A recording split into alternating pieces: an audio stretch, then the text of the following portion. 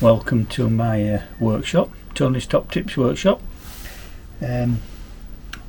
This is another video, and I think there's not much out there about it that I can find in great detail anyway, and that is, I've had one or two nice compliments actually from my channel and my social media about the fact that I have, you know, quite a lot of equipment, and it looks lovely, but there's a lot of people out there that can't afford what I have. I mean, everything I have here I've purchased myself. I don't get anything from anybody. I've worked hard and purchased it myself, and a lot of them have been sort of commenting about the actual laser equipment that I have and the CNC equipment, and they said they'd love to have both, but they just can't afford both machines, or they might not have the room. So I replied to them, I said, have you ever thought of getting a laser unit for the, and majority of these had the 4040 Pro, the Sainsmart 4040 Pro, and I just said, have you thought about getting a laser unit for it? And they said, well, to get a laser unit that's really adequate for everything that you'd want, you'd want a 10 watt. I mean, mine are 10 watt. Mine do everything I want. The cut what I want, the engrave what I want, and obviously because it's only 10 watt, you get a very, very fine curve, so to speak. You can get very, very detailed engraving, and obviously the more wattage you go up, then obviously the spot size, the focus spot size actually increases. Not by much, but it does, and sometimes it can make a difference. So more power ain't always better, well, I find anyway. So I said, have you thought about getting a laser unit? And they said, well, Sainsmart's 10 watt is over £200. It's rather expensive. So I thought, yeah, I understand where they're coming from, because you can get nearly a laser machine, a little bit more you can get one, you know. So I thought I'll do a bit of research and see what actually I can come up with. Anyway, to cut a long story short, the research that I came up with was in actual fact a 10 watt laser diode from Laser Tree. Now, it's a well-known company, and they put some pretty good materials out there, machinery and various other things, but I thought I'd purchase this off Amazon. Now I'll put a link in the description to the item, and what I'm going to do with this video, I'm going to show you, it's unboxing really. It comes all packaged. I'm going to show you this and show you what you will have to do if you want to, acquire this, and then I'll show you fitting it to the machine, and then I'll show you it actually working on the machine.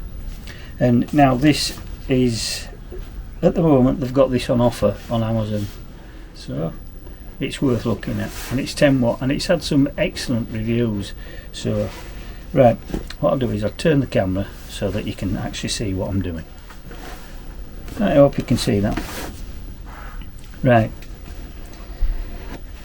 this is the Laser Tree, and it's the LT 80 watt AA Pro, and it's a 12 volt, not 24, because the output on the Sainsmart is 12 volts, so for the laser plug anyway. So that's what theirs is rated at on what you purchase from Sainsmart. It's rated at 12 volts. Right, this is one cable that you will connect. It's a 3-pin cable, and it matches the one on the CNC for the laser port on the back of the extra control board, the little black box. That's that. I'll tell you what we have to do with that shortly. This is the laser unit, if I can get it out. Rather tight. Right, that's the laser unit, 10 watt, and it's actually, the diameter of it is about 40 mil, just fractional higher than 40 mil, about 40.1. I'll show you the problem that you have with that in a moment. That's a magnetic unit, 4 magnets on the corner, and that's your shield, your laser shield, okay? And this is really well made. This laser nozzle is sealed with O-rings. You can see that's aluminium and brass, and it's a very good fit. And then once you've popped it in, all you do is lock it in place with a little grub screw. You can see that there's a little grub screw there. Just lock that in place. That goes on there. That's your front, and that's your 3-pin plug. And the plug is your ground's the middle. I forgot which one it is, but one's 12 volt supply and the other one is your PWM, which is what actually operates your laser. Okay, that's the laser unit. Now this is a control board you get with it, but all being well, I won't be using that. This is an extra unit, and you can switch it so you can have external power to feed it if your board doesn't supply it, and you just use the signal then from your control software or your control board on the CNC. That's if your CNC or whatever you're running it on needs that. But that's it. The instructions are really, that's the control board, and they're quite detailed in the instructions, and so it's not hard to follow. You get some screws, you get an adjustable back plate, as you can see. Look at that, you know, really well made. That slides in, okay, and you get a spare lens. And also what you get with this is you get, oh, if I can get it out, it's your spare lens, Allen key, and you get different marked focusing blocks. Okay, you have a 3mm, 4mm and a 5mm. And it tells you in the book which is best to use if you're engraving and if you're cutting. I'm not going to go through that with you because the video isn't about that. It's about getting this to work on the machine. Okay, as I say, this is all new to me. I've not run a laser unit on this machine, but I feel that it's something that needs addressing. There are a video on from Sainsmart that shows him connecting it, and that's it. And I haven't seen much else on YouTube about actually connecting one up. Okay, and that's what comes within the box. As I was saying earlier on, the fact that this is about 40.1 square, corners are rounded, and as you're aware, with this is the spare Z-axis frame that I got. As you're aware, you take that collar out from which holds Z for the original spindle, take that out, and if you notice, there's 4 little rounds. Can you see that? 1, 2, 3, 4. Now that is where Sainsmart's laser diode will fit. Each corner will fit in that, and then you just gently nip it, not too hard, just nip it once you've got it to where you want it. The only way forward with it is, because it says it's 40mm now on the spec, and it roughly is, but this, you could alter this. Now it says that the square in there is it should be 40mm thereabouts, but it's fractionally oversizes that, and this is fractionally undersized. Now it will fit their laser units, but unfortunately they're diode units, but unfortunately it doesn't fit this one. But there isn't a problem. You could, if you only have this collar, is just take those little grooves out slightly with a small file, and it will enable it to fit. But I didn't want to do that. Now most that have this CNC 4040 buy the 65mm collar or the 69mm, which is that. Okay, so what I did was, just let me move that to one side. And what I did was, I wanted to use that because when I take my spindle off, the Z-axis frame is actually square to it's all been done, it's all been set up, that it's all been trammed and that. So all I have to do is remove the collar, the standard collar, with the motor installed, and then I'm going to use this. Now in order to make your diode fit into this, what I did was I 3D printed a spacer that fits in there. Now that's the spacer, and you can see the quality on that. That's it's like injection molding. That's done on the Bamboo Labs X1 carbon. Now that fits in there, and then of course that laser unit fits in. Take the air nozzle off and that'll slide in, not a problem.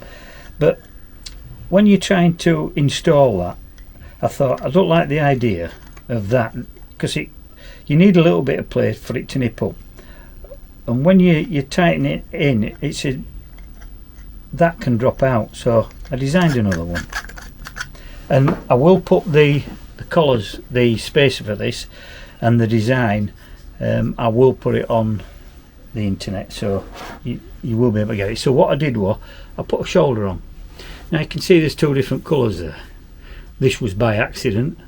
I set it running with the collar one, and you can see where, you can see that there's a very, very fine line there. It ran out of filament, so it stopped. So I put just a roller grey in, continue, purged it, and it started it off, and it's such a fine line, but it doesn't make any difference in here. I won't going to waste any more filament. So that's done again, but it's got a collar on.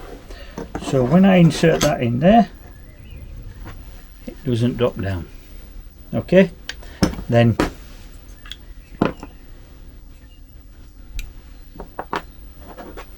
when you pop in this in, remember the laser tree is to the front. Okay, there you go. And then you put your air nozzle on and your shield on the bottom, and that's that. Okay, so what I will do is I'll show you this installed on the machine, and I'll go through it with you, and then I'll show you actually connecting it up, and I'll show you it working. There are some settings that you have to do, which I will go through with you on your software. I use Lightburn, but I believe there are some videos on the internet about it, because I even had to research it. But there are some, if you're using Laser Gerbil, that you need to alter a couple of G-code settings, which is, I think it's $30 and $32. You need to alter those. Now the one for the spindle, which is $30, as I say, I won't confuse you at the moment. I won't have to alter that on mine, only make sure it's the same in the software as it is on the actual control board, because I'm taking the motor off. It won't affect me having to change it back, because I'm taking the complete motor off, and it's an external motor. It isn't controlled by the software whatsoever. The spindle on mine is controlled by its own control box, as you well know. Right, here we are at the machine. Now as you can see, my spindle's got a cooling shroud on, and it's got the dust extraction brush as well. But what we're going to do is, I've disconnected the plugs because I have a separate motor, so that's the plug, so I'll leave that there, that's not a problem. And then first thing I do is take the mount screws out for the collar.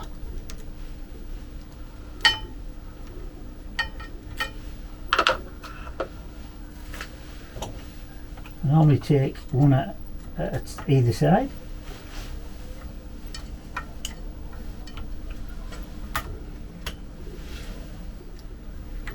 I believe they're actually bringing a wireless module out for this machine, so we'll see what that's like. Right, so there we go, one motor unit removed. Okay, get the 65mm one, and this goes back in its place. Right, that's that installed. Then we pop the collar in. There we go. That's the collar. Just make sure they're done a little bit. We then get the laser unit, pop the air nozzle off, pop that in there and just square it up somewhat. It will try and move around and get the right Allen key.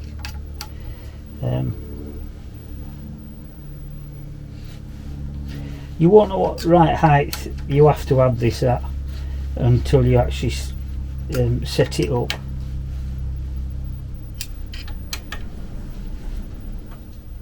That's rock solid now. Just make sure that they're both tight. You don't have to nip them up that much. Okay, and then you've got your air nozzle which goes on this side, and you've got a little grub screw there, an Allen key to tighten up. Okay, and then that fits on there. Now obviously I'm not going to be able to put the air assist on because it needs moving over, but you'll see what I mean by how it installs. Now this is the cable, and there you go, that's the cable. Okay, it's quite long enough because you're only coming from the control box here. In fact I'll take you down onto the bed. Right, here we are at the laser. Pop that one in there. Okay, and if you're using it, keeping it using it, then just the best thing to do, give yourself a little bit of play there, because obviously you don't want it tight and tight around anything, and then just maybe cable tie it to here. I'm just going to loop it underneath like so. Give it a little bit of space. Okay, alright, this will do for the time being. Now on here you find the cable's right for the laser unit on the yellow, black and the power. So your PWM is the control for your laser diode, your signal, and the centre's the ground, and the other one's the 12 volt live.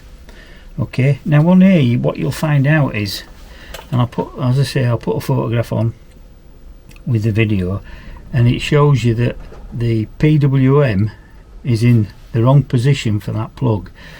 So what you do is, you can see in there, you just take you've only two wires to move. The ground never changes, which is the middle, the black one.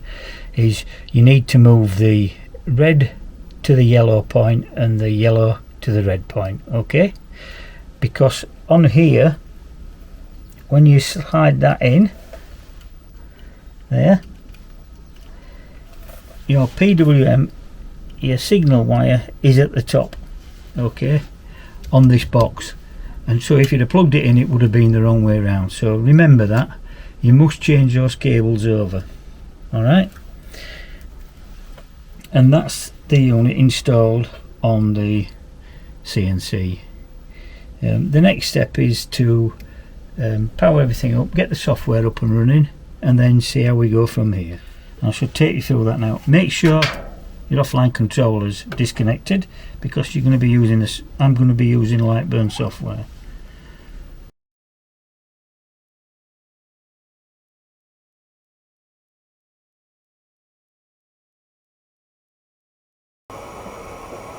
Right, here we are at the PC. I'm going to try and show the machine running as I do it. Right, we've connected the machine up, switched on, Lightburn's on. Just turn that down a bit now.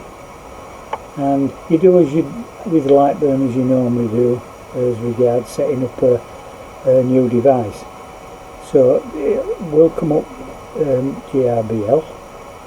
So if you click on devices there, it will, as you can see, I've got LC14 and GRBL CNC 4040 and my X tool. Okay, so you can go find my laser, but you can go create manually, and then you'd look for a GRBL there. You click on that, and then you just follow the prompt. It tells you about the size and of your board, your workspace, and that, and then just click OK, and then you can hear the machine click in now, because I've connected to that 4040. Okay. I'm not going to go too in depth. I'm just going to show you the machine running. Now, what you've got to remember with the CNC is the lasers move rather quickly, and you can, you know, the speed that you can get these running at is, you won't get a CNC to run at that speed in my Pro machine, because there's that much weight. You can imagine the inertia of moving a head, cut a head around. Not something like a laser diode, even though that's light, but you've got the machine. It's not belt driven, it's on screw rods, so obviously it's not going to be as quick. So to bear in mind with that is you've got to remember that obviously there's a limit to the speed that you can go, and you've got to have to trial and error with the speeds that you run for your best effect with your laser or laser diode that you've got. I'm still going to have to learn with this one, but your speeds will be slower, so you won't need the power. That's obviously that. You have to up the power for engraving if you're going to engrave quick. Same as if you're cutting, you'd have to up the power if you're cutting quick, but there will be a limit to what speed you can go to. I have to find all this out, and eventually I'll do a video on what you have to, or the speeds it's limited to. Right, got that sorted out. If you press home, because it's connected up, it will home to the top left hand corner as it normally does. Okay. I always set my this is absolute coordinates at the moment. And if you go into your setup there, you notice origins there, top left, same as over there, job origin, top left. That's the size of my bed, 400 by 400. I haven't enabled the Z-axis, because you find out, as I found out on this one, is initially, which I will try and sort out why it does it, is when you actually set the focusing material, you'll focus it, but then when you set the job off, what will happen is it'll come up. So there's obviously a reason for that, why it does a clearance, but it doesn't come back down. So that's left from the CNC writing. But you can rectify that by doing enable Z-axis and switch it off. Okay. I have auto home and start up now, because I like that. It's everybody's preference, you don't have to do it. Enable laser fire button, I'll go into that in a minute. The rest are pretty straightforward. The S value there, the maximum there, is 1000. Okay, and I'll show you where you have to make sure that these match up in your actual G code. Okay, so that's fine. So right, what we do now to get this set up and get the laser enabled is Remember, if we go on to the move, the fire button, right, that fire button will come on for about 3 seconds. Now power wise, I'm going to set this to about 25%, 0.25%, sorry, because you only want it to illuminate, not to do anything, not to mark the surface whatsoever. And we'll just see how good the laser, there is a limit to what the laser will fire at to actually work, but 0.25, we'll see how that goes. Right, you type in $, enter, and then that would come up. If it isn't, it won't be showing, but it's showing on mine, so it looks as though it's done nothing, but it has. Right, so the first things you need to alter, right, are the $30. Now remember I said, when this is switched on from the CNC, that $30 there, as you can see, I'll just highlight it, that $30 there is at 10,000. Now remember what I said, it has to match up within the software. So I've changed that to, all you would do is type in there $30 equals 1,000, enter, okay, and that sets that matches that up perfectly.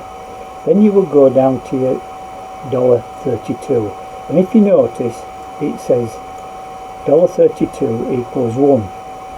Well, when you come into this software and you first set it up, I've set mine up and I know it's working.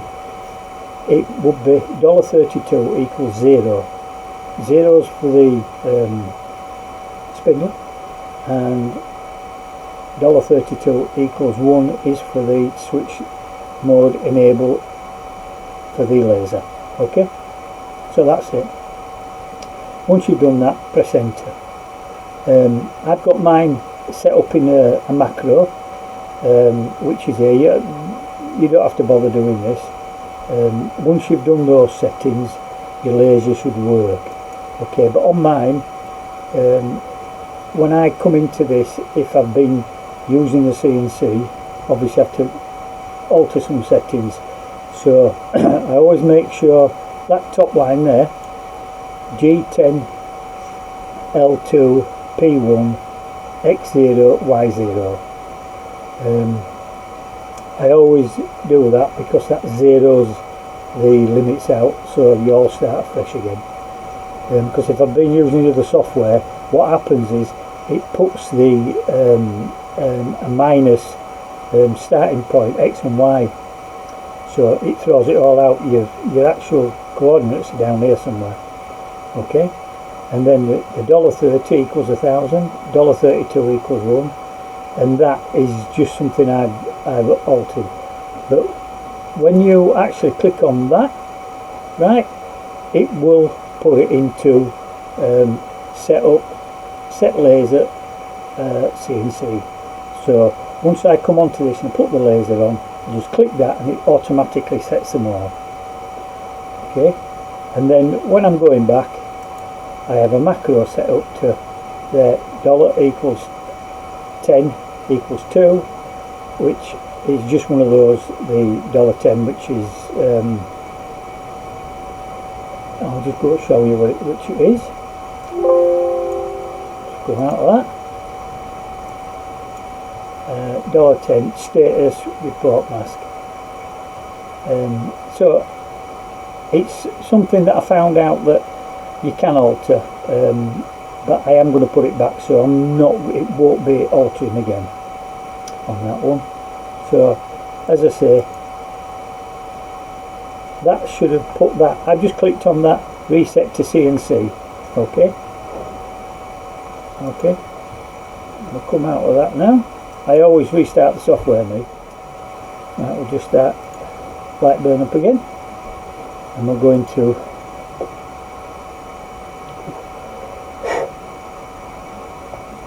$, enter. Right, let's have a look. $30 equals 10,000. Right, $32 laser mode and off because it's 0. It should be 1. Okay, So, and the 10 there equals 2 status report mask. Okay, now as I say, I won't bother with it with $10 at the moment. Just try it with those two, which you will have to alter. Now I don't necessarily have to alter the $30 for the spindle, because mine's an external spindle, so it wouldn't affect it. But there again, it's just in case that I ever come and I connect it up and it's set. Okay, but now, so it's come from the CNC, I'll put it back, and I want to set it back to the CNC. So there you go, starting stream completed. So now if we look at the come out of the software, I always come out of the software, always. When I've got the G code, I come out of the software. $, and the $, just brings everything up. Let's have a look. $30, 1,000. $32, 1. Mabel. $10, 0. Okay, so we're all set, up and running for the CNC. As I say, it's just easier. I like using the actual macros.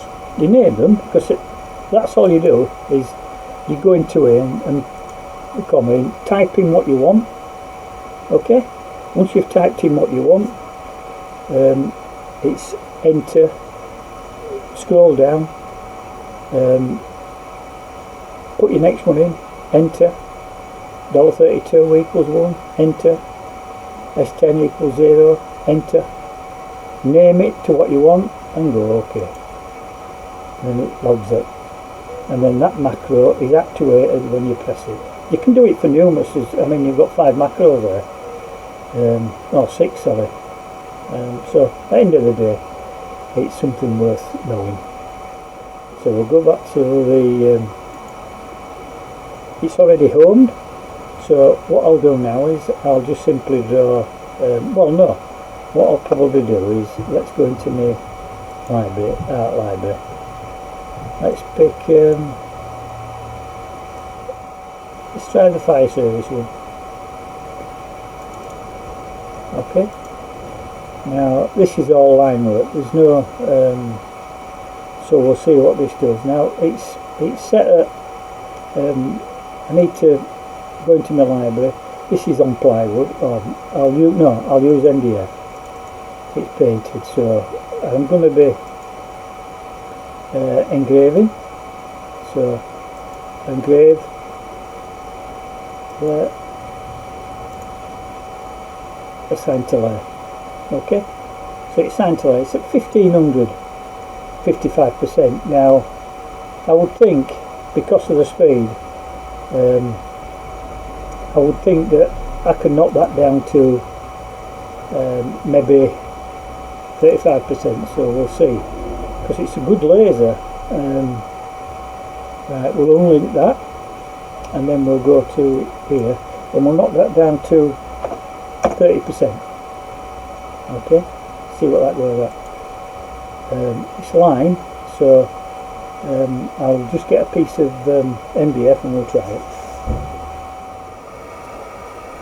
That's where the timber's at, so that's where I want the piece to be, so I'll just move it down there.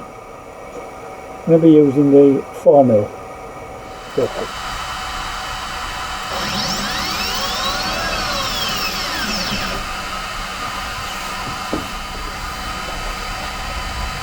And all we do, remember there's no air assist on this, so we lower this down,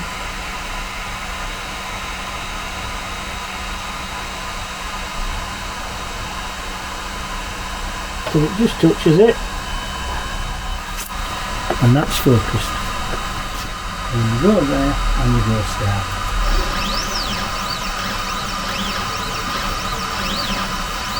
And as you can see, the machine is working.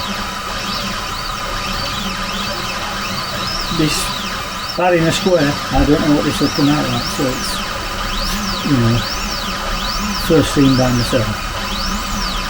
But I would just like to point out that it is a relatively good laser. This cost me, because there's a discount at the moment on Amazon, and this cost me about £142. Now for 10 watt laser diode, that's pretty good. I did originally, because the actual LC40 is a 10 watt diode laser, and it is a 3-pin, so that socket would have fit this, but unfortunately it was a little bit, I would have had to have printed another one, and I thought, well no, because not everybody would be able to take the LC40, because you might not have one.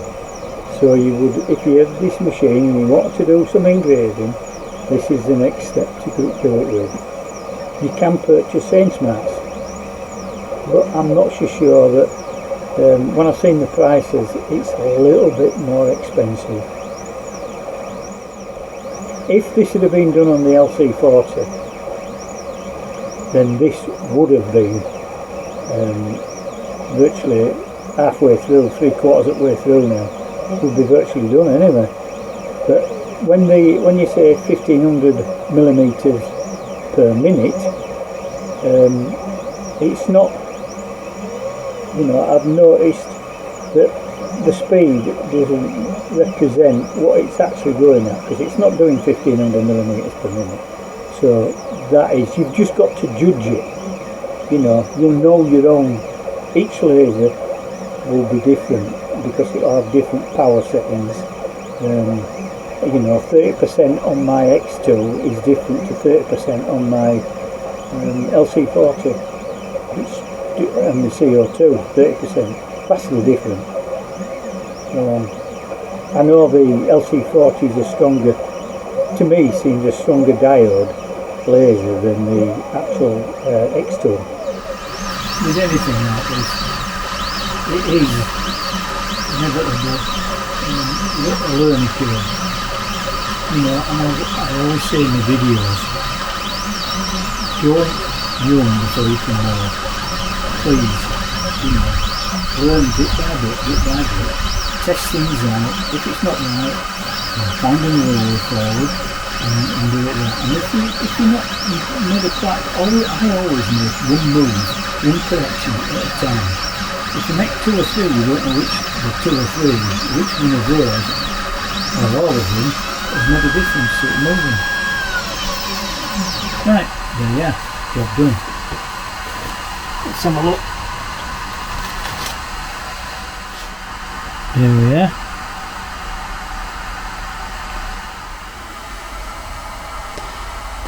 There we go. You can see that. The fine detail is there. And that's done at 30% power. And it's a good engraving, is that. It will be even cleaner. It's not bad at all. Well, I've just come up to the computer room, and I said in the videos that I was going to find out what the maximum travel speed would be on the CNC, and it would apply when you're lasering as well, because I've got some details there. and on Sainsmart's website and on the internet, it seems that for the 4040 Reno and the 4040 Pro, which obviously we have the 4040 Pro, they're both 2000 millimeters a minute. Now I did set that to, as you are shown in the video, to 2000 millimeters a minute. I started off at 1500 and then I turned it up to 2000, and there was a little bit of difference, but if I set 2000 millimeters a minute on my LC40, it moves rather quickly. So there is a limit, because you've got lead screws. It's driven differently, as I said in the video. It's, you know, both the separate laser units of mine are both belt driven on pulleys, so you can get some extreme speeds on them. And of course my Pro machine and the other CNCs that I have, they have a maximum of where you'd start to end up with problems, because it's moving that much weight in the head, not just it's not just moving on a belt and on linear rails like my other LC 40s and my Stl. It's actually moving on rods and screw rods, so it's, you know, there's going to be more resistance, so you're not going to get those speeds. And I don't think that's quite, well, I don't think it was running at, even though I set it, I don't think it was running at 2000. So I think there's some limits put into the G code for this, but I don't know. I'll try and find out a bit more about it. It's new to me. If anybody knows any different, please, you know, let me know in the description and comments. So right, here we are. Well, it concludes my video. It might be a long one depending how I edit it, but I'm not known for long ones. Joking. Here we are, and I've shown you how to get a laser diode working on these 4040 Sainsmart. I've shown you one that I've purchased. There may be many more out there that people can choose from, and no doubt you could get a slightly bigger one in the 60, as long as it goes in with the 65 mil diameter. You might get one Sainsmarts, you might choose Sainsmarts, but there's very little documentation out there, as I found out, how in order to get the laser diode to work on the 4040. Remember, don't expect it as quick on the CNC with the laser diode in as to what it is on a dedicated laser machine, because the CO2 that I have, the K40, the X2, the LC40, extremely quick. Remember, the lead screws, so they're not as quick as belt driven. And as I say, please like and subscribe, and if anybody knows anything different to what I've put out today, please put it down in the comments. I love reading them and I will answer you, and maybe I can learn something from yourselves. But I can assure you, I tried to find a lot of information out there on people that's put a laser diode on this machine, and there's not many. So I spent quite a few hours searching. So there is a video on Sainsmart showing you installing it. That's it, nothing else. There's no video on showing you how to get it up and running and what have you. There's lots of messages on Facebook and YouTube, and there's lots of, you know, in the forums on Facebook and also on Google you can get, that'll tell you bits and bats, but there's no dedicated video, not that I could find anyway. So I'm hoping this helps. It just means that somebody that's got the CNC 4040 wants to do a bit of laser engraving, they don't have to purchase a full laser machine. They can actually get one, and it will do it, and it does quite a good job. So there you go. So until next time, remember, like, subscribe, please, thumbs up. I like that thumbs up, not thumbs down, thumbs up. But until next time, from me and Tony's Top Tips Workshops, you be safe, you be careful, and bye for now.